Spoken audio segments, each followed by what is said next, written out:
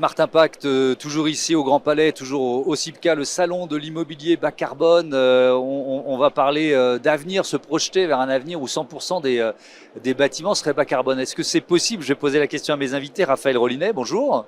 Bienvenue, vous êtes directeur régional Cogedim, à vos côtés Maxime Lanctuy, bonjour. Bonjour. Bienvenue à vous aussi, directeur général adjoint développement chez Cogedim Woodeum. Alors déjà, on va expliquer le rapprochement entre les deux structures. Woodeum fait partie de Cogedim, c'est ça? Alors, pour nous présenter, donc Cogedim, c'est une marque historique en logement qui date de 1963, qui a été rachetée par le groupe Altarea Foncière de Commerce, donc notre maison mère, en 2007. Et donc Woodeum, c'est le leader de l'expertise bois bas carbone. Ouais. Et donc le groupe a pris une participation dans Woodeum il y a un certain nombre d'années. On a intégré Woodeum à 100% il y a quelques années. La décision qu'on a prise il y a quelques mois, c'est de faire pour plus de lisibilité vis-à-vis de nos clients, vis-à-vis de nos interlocuteurs maires. Il y a une seule marque en logement neuf, Cogedim, et il y a un expert dans Cogedim qui s'appelle Woodeum. Ouais. Et Cogedim, c'est une marque qu'on a réalisé à peu près 130 000 logements depuis 1963. Et Woodeum, c'est la première marque en logement neuf. On a réalisé une quarantaine d'opérations, environ 6 000 logements en bois bas carbone. Ouais. Qu'est-ce que ça représente pour Woodeum d'être intégré, boosté en quelque sorte par Cogedim? C'est déjà profiter d'un maillage territorial de Cogedim qui est hyper fin. Donc c'est l'opportunité aussi de développer des opérations de manière beaucoup plus large.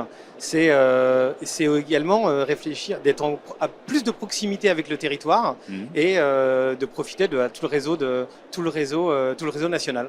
Alors quand on dit un bâtiment 100% bas carbone, déjà, Raphaël Rollinet, est-ce que ça existe?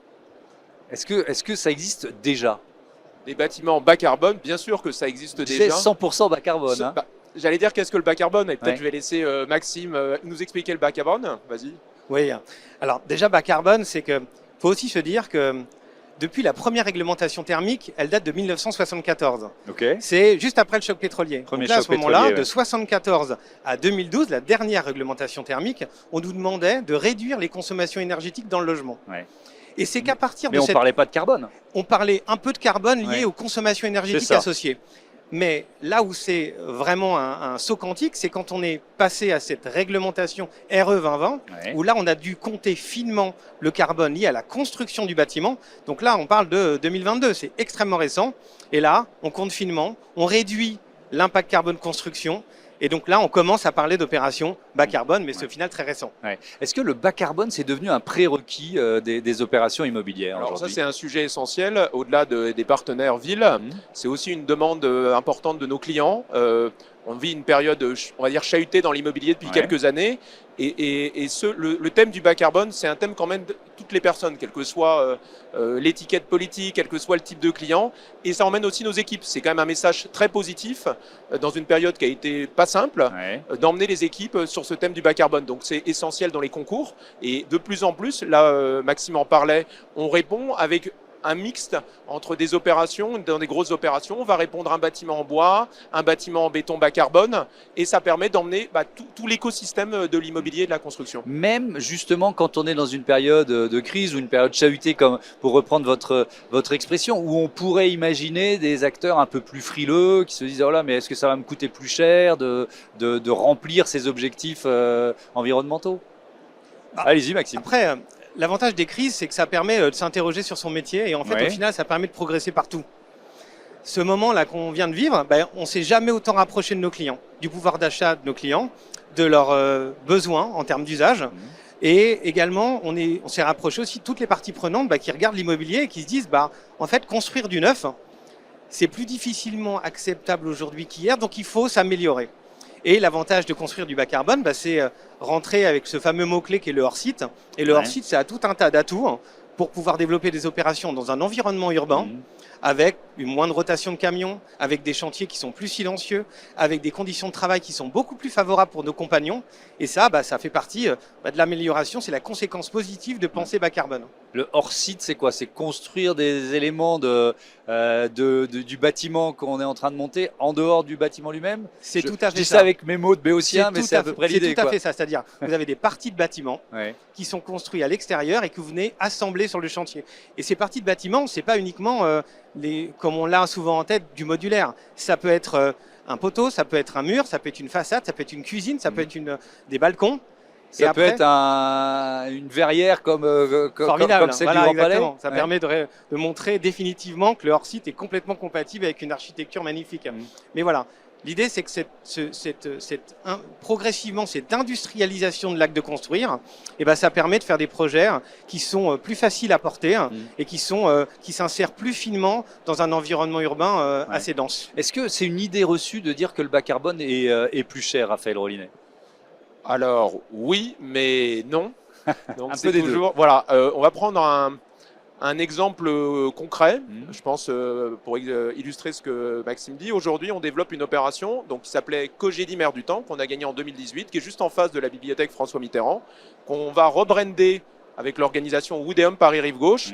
Et c'est l'exemple type finalement d'une opération complexe, en hors-site, avec 100% de hors-site, parce qu'on a acheté un volume d'air au-dessus des voies ferrées de la gare d'Austerlitz. Okay. Donc ça veut dire qu'on a fait un pont en acier, des poutres qui ont été posées une par une au milieu de la nuit, au moment où les trains ne passent pas, et qu'on va poser un bâtiment en bois par-dessus. Et pour répondre à votre question, nos clients, ils sont sensibles à ça. Donc on a déjà des clients qui ont acheté sur cette opération et on va la relancer commercialement à la fin de l'année. Et ce qui est assez intéressant dans le retour client, c'est que sur les 60 clients qu'on a aujourd'hui, un de leurs premiers éléments d'intention d'achat, c'est j'ai acheté là parce que j'ai un bâtiment en bois, j'ai un bâtiment iconique dans un quartier en devenir, et ça nous permet aussi d'aller chercher de la valeur derrière, en lien avec le pouvoir d'achat de nos clients, mais d'aller chercher de la valeur dans l'appartement, sur des valeurs d'usage, sur le confort d'été, sur le fait, les études montrent que le fait d'habiter dans un bâtiment en bois, ça rend plus apaisé, plus serein, c'est plus silencieux. Donc finalement, là où ça va nous coûter peut-être un peu plus cher à construire, on va pouvoir valoriser ça de manière différente. Et puis après, on s'inscrit, nous, il y a le court terme, on parlait de la crise, mais on est un groupe, on s'inscrit dans le moyen terme et le long terme.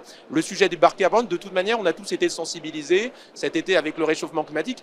On doit traiter cette thématique-là. Et j'allais dire, c'est un projet de société. On a la chance, nous, d'être dans un groupe, et notre maison mère aussi, Altarea, avec le monde des centres commerciaux, on n'a pas arrêté d'évoluer. On a aujourd'hui 68% dans le groupe Altarea de taxonomie alignée, taxonomie européenne. Ouais. Voilà, donc c'est un vrai enjeu pour répondre à votre question, et on va aller chercher de la valeur grâce au bas carbone.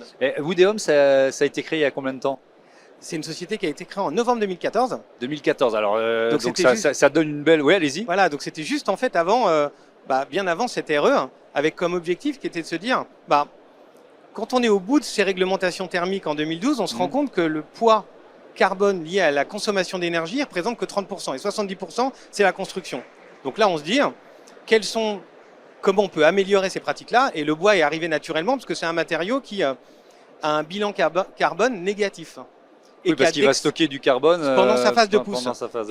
Et c'est l'avantage aussi de pouvoir développer des opérations qui sont très en avance de phase sur cette réglementation-là. Après, peut-être pour prolonger ce que disait... J'ai pas eu le temps de poser ma question. Ma question, c'était une sorte de bilan d'une décennie.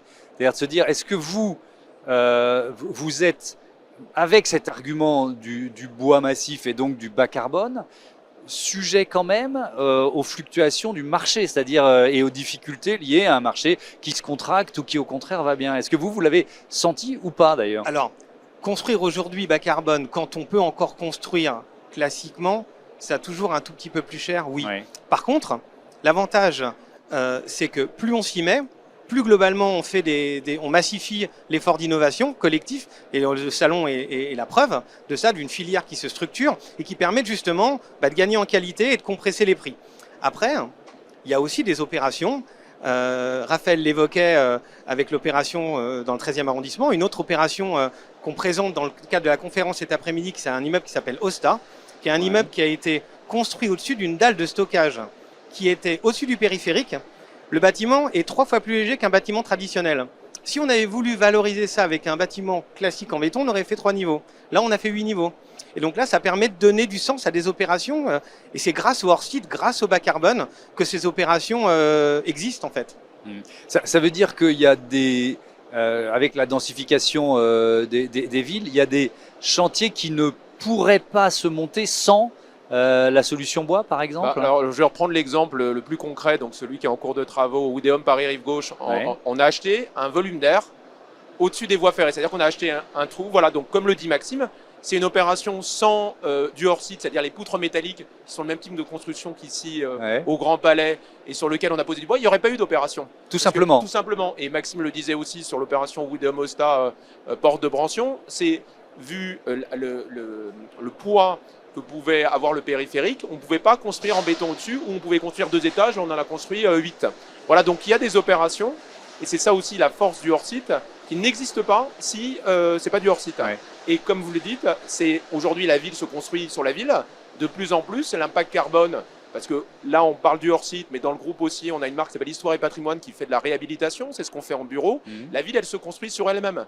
Et on voit bien qu'on est tous sensibilisés à ça. Après, vous parliez, il y a le sujet du modèle économique qui est en pleine transformation, la crise qu'on connaît. Voilà, il y a eu une évolution, mais c'est aussi comment on réduit les coûts et comment aussi on va chercher de la valeur parce que c'est du bas carbone vis-à-vis de nos clients, soit particuliers, mais soit aussi institutionnels. Sur le bois, un mot de la filière, de vos sources d'approvisionnement. C'est du bois français? Est-ce qu'il est, c'est de la forêt française, mais est-ce que c'est fabriqué en France? Vous voyez ce que je veux dire? Alors, on a la chance aussi d'avoir, oui, des acteurs européens, mais des très grands acteurs français. Hein. On a des partenariats, nous, industriels, justement, sur lequel pluriannuel, qui nous a permis justement de sécuriser notre approvisionnement en bois, avec du bois français transformé en France. Donc, le bois qu'on utilise, nous, c'est du bois massif CLT. Hein.